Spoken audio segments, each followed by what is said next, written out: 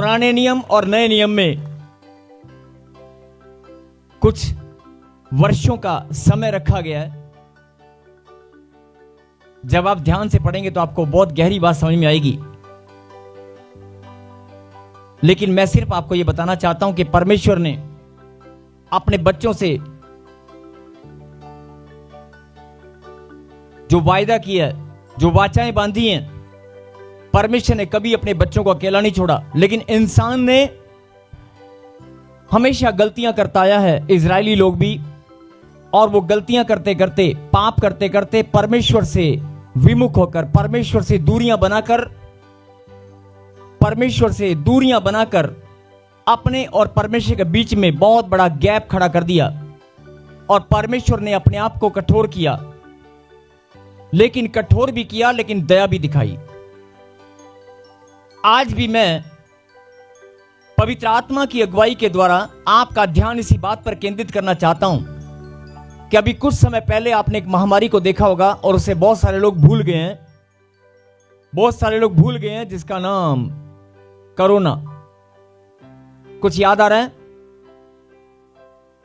बहुत सारे लोग हमारे साथी थे और प्रार्थना में योद्धा थे और प्रभु के दास भी थे, सेवा करने वाले भी थे। और जो सेवा करने वाले नहीं थे, जो प्रार्थना करने वाले नहीं थे, वो अलग बात है। लेकिन जो प्रार्थना करने वाले थे, जो बाइबल पढ़ने वाले थे, जो विश्वासी थे, जो प्रभु की महिमा करने वाले थे, वो लोग भी चले गए। और आप कुछ लोगों को जानते भी होंगे, आपके जीवन में ऐसे लोग आपको जरूर जानते होंगे जो लोग प्रभु के विश्वासी थे और वो चले गए।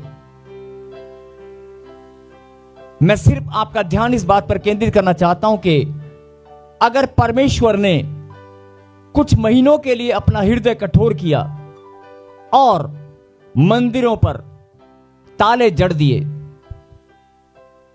हर एक पूजा करने वाला स्थान, चाहे वो कोई भी धर्म और जाति के लोग हों, सबके लिए, जहां भी लोग परमेश्वर को खोजने के लिए जाते, जहां भी लोग परमेश्वर की आराधना महिमा करने जाते, वो स्थान बंद कर दिए गए। आपने घर में बैठकर ही लोग मजबूर हो गए, बंद हो गए, ताले लग गए, दुकानें, सब कुछ आप सब जानते हैं। लॉकडाउन, और वो लॉकडाउन का समय बढ़ता गया। थोड़ी सी रिलैक्सेशन मिलती थी लेकिन फिर बढ़ता गया और बहुत सारे लोग उस कोरोना में चले गए। मैं उस कोरोना की याद इसलिए दिला रहा हूं कि इसी वर्ष में हो सकता है परमेश्वर अपने हृदय को फिर से कठोर करे। और गलती से अगर परमेश्वर ने कठोर किया, फिर से कहीं विपत्ति का हमें सामना न करना पड़े। जो लोग परमेश्वर को नहीं जानते और जो जानते हैं, बड़े दुख की बात है कि अगर विपत्ति का सामना वो लोग करें जो परमेश्वर को जानते हैं। जो नहीं जानते वो तो एक अलग बात है, लेकिन ये हमारी मॉरल रिस्पॉन्सिबिलिटी है, स्पिरिचुअल रिस्पॉन्सिबिलिटी है, हमारी आत्मिक जिम्मेवारी है। हमारी इंसान होने के नाते, एक अच्छा इंसान होने के नाते हमारी जिम्मेवारी है कि हम हर एक आत्मा को बचाएं जो परमेश्वर को नहीं भी जानते, जिनके पास परमेश्वर के सुसमाचार नहीं पहुंचा, जिनके पास प्रभु का नाम नहीं पहुंचा, जिनके घर में, जिनके जीवन में, जिनके बिजनेस कारोबार में, जिनके रिश्तों में अभी भी अंधकार है। बहुत सारे लोग अपने बच्चों को देखते हैं और अपने बच्चों और परिवार तक सीमित रहते हैं। अपने बच्चों और परिवार को सीमित, कि मेरा बच्चा, मेरी बेटी, मेरे रिश्ते, मेरा दायरा नहीं। आपको ये फैसला लेना होगा। क्यों लेना होगा मैं भी बताऊंगा। जो लोग क्यों लेना होगा, अभी मैंने आपको बताया कि कोरोना, मैं डरा नहीं रहा हूं या आपको कोई जैसे भ्रम में डालकर कोई बात को भरमा देते हैं, मैं ऐसे नहीं बोल रहा हूं। मैं खरी बात बोल रहा हूं, बिल्कुल खरी। जो लोग सुन रहे हैं उनसे विनती है, जरा ध्यान से सुने। कोरोना जैसी महामारी जो हम सब जवान बच्चे, खास तौर पर जवान बच्चे, जो जवान है वो हाथ उठाएं।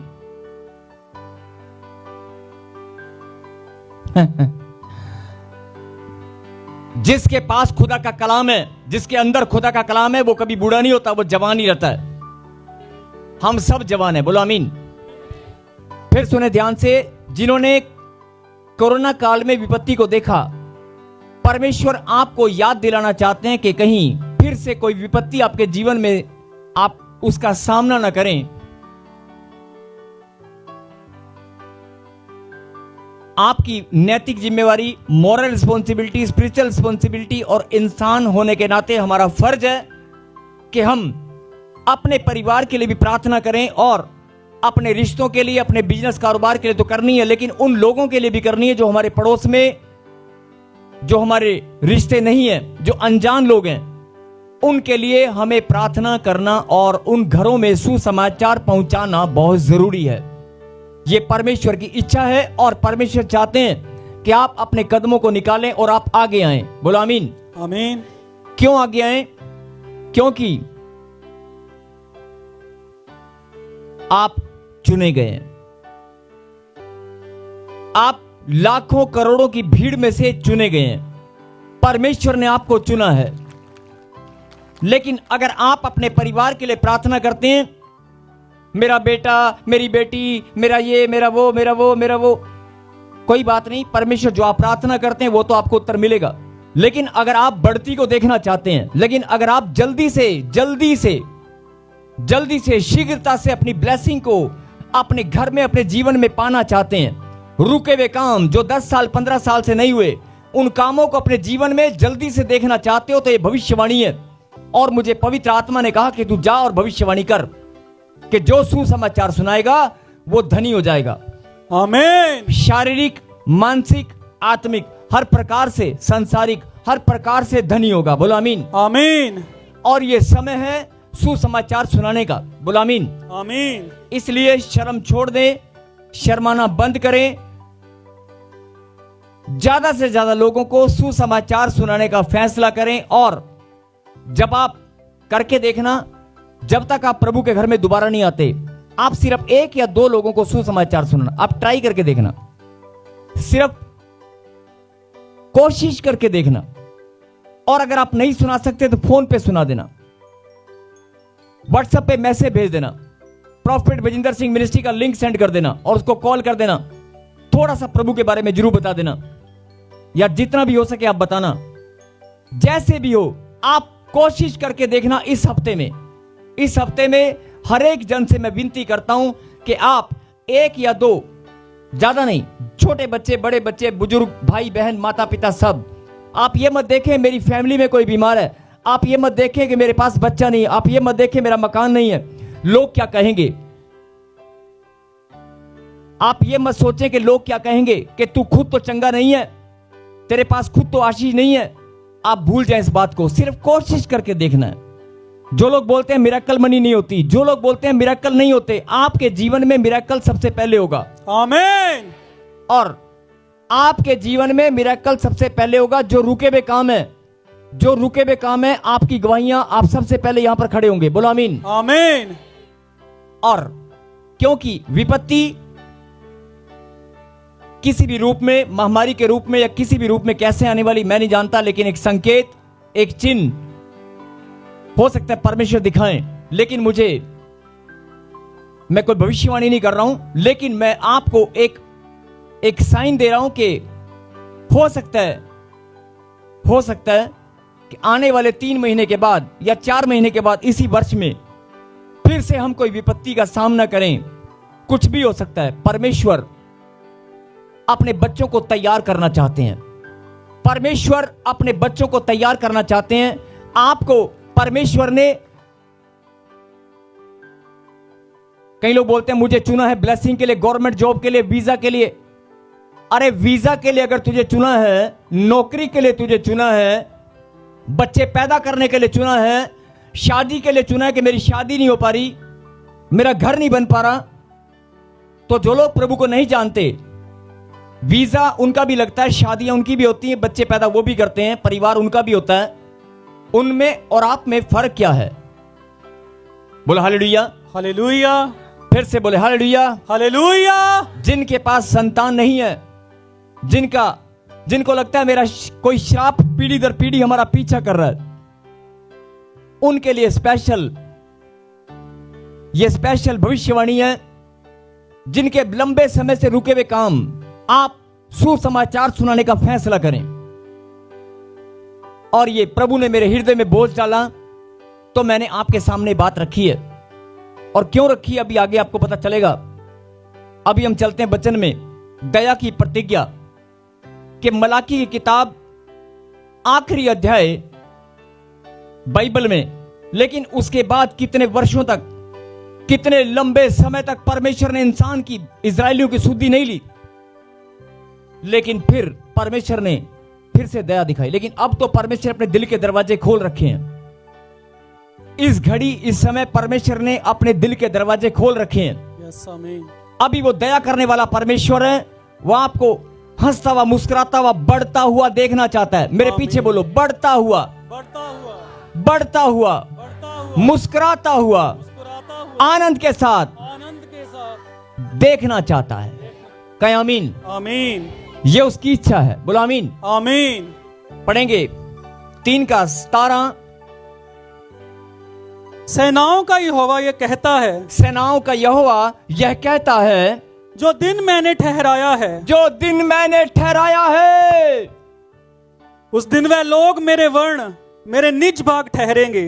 उस दिन वे लोग मतलब कोई खास लोगों के बारे में बताया जा रहा है। वे लोग, हो सकता है आप हो, वे लोग मेरे वर्ण, मेरे निज भाग ठहरेंगे, मेरे निज भाग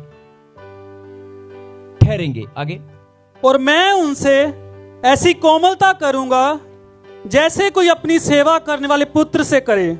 और मैं उनसे ऐसी कोमलता करूंगा जैसे कोई अपने सेवा करने वाले पुत्र से करे। अगर एक माता पिता के 4-5 बच्चे हैं, सब बच्चे कहना मानते हैं, माता पिता कुछ भी बोलते हैं तो सब कहना मानते हैं, लेकिन एक बच्चा ऐसा है जो माता पिता की सेवा करता है। तो आप जानते हैं कि माता और पिता की सेवा करने वाला, माता और पिता का जो हृदय है उसके साथ कोमलता अलग से होगी कि नहीं होगी?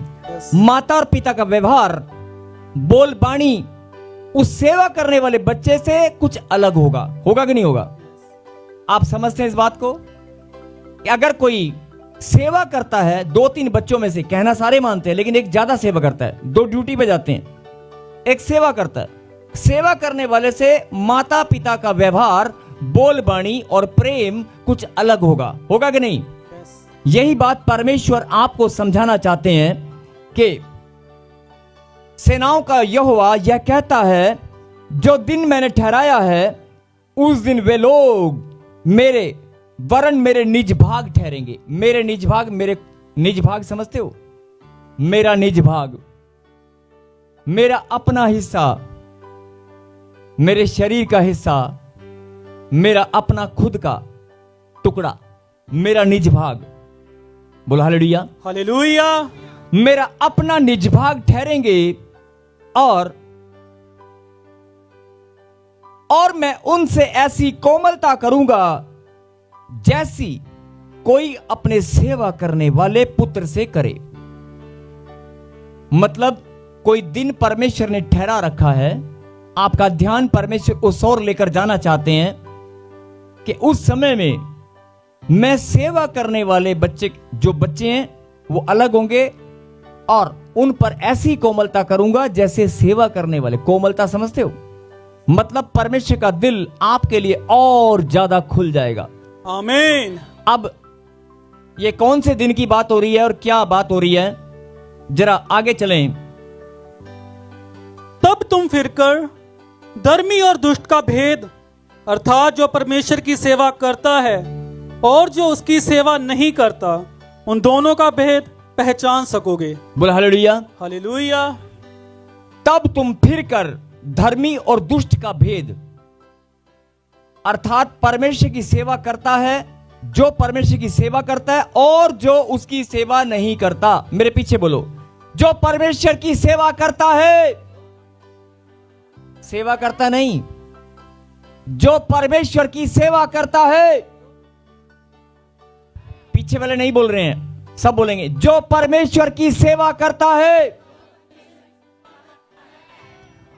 और जो परमेश्वर की सेवा नहीं करता। आधी अधूरी बात मत बोलें, पूरी बात बोलें। और जो परमेश्वर की सेवा नहीं करता, उन दोनों का भेद पहचान सकोगे। कहें आमीन। यानी कि परमेश्वर आपको समझाना चाहते हैं कि जो मेरी सेवा करता है और जो नहीं करता, दोनों में कुछ भेद होगा, दोनों में फर्क दिखाई देगा कि नहीं। अभी आपको कुछ पता नहीं चलता है। अभी आपको, जब आप अपने घर परिवार को देखते हैं तो आपको अपना दुख दिखाई देता है, अपनी प्रॉब्लम दिखाई देती है। ध्यान से सुनना, आपको अपने बच्चे, अपनी प्रॉब्लम, अपना बिजनेस, अपना कारोबार, उनकी पढ़ाई, उनकी बढ़ोतरी, उनका मकान, बीमारी, यह सब दिखाई देता है। और आपको लगता है कि मुझे आशीष नहीं मिली। जरा गहरी बात पर ध्यान दें। आपको लगता है कि मुझे आशीष नहीं मिली, और इस वचन में परमेश्वर क्या बताना चाहते हैं कि मैं कोमलता करूंगा, और सेवा करने वाले और जो सेवा नहीं करता है, दोनों में भेद आप पहचान सकोगे। खुद आप पहचानोगे, खुद आप पहचानोगे। मतलब परमेश्वर फर्क दिखाएगा कि कुछ अलग होगा सेवा करने वाला और जो नहीं करता होगा। अब आप कहेंगे सेवा, मैं तो सेवा मतलब हमें समझ नहीं आ रहा।